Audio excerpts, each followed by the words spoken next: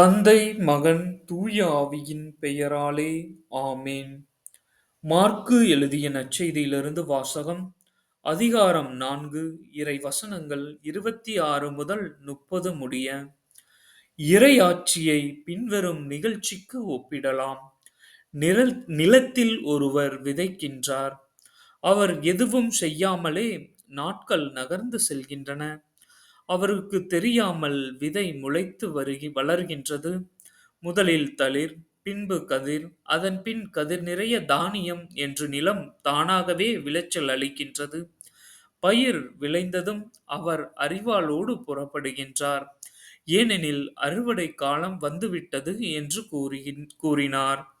மேலும் அவர் இறையாட்சியை எதற்கு ஒப்பிடலாம், அல்லது எந்த உவமையால் அதை எடுத்துச் சொல்லலாம்? அது கடுகு விதைக்கு ஒப்பாகும்.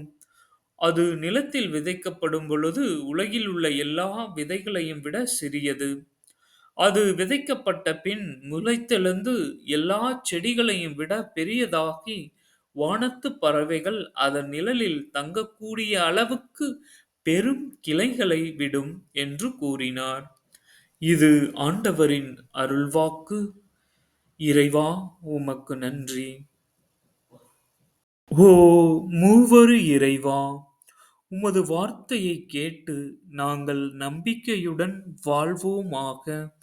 சிறிய விதையாய் உள்ள எங்கள் விசுவாசம் உமது அருளால் பெரியதாக வளர்ந்து பலனை கொடுக்கச் செய்வீராக.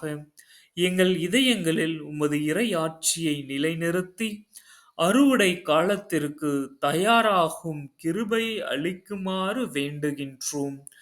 எங்களை உமது கல்வாரி இரத்தத்தினால் கழுவி அருளும்.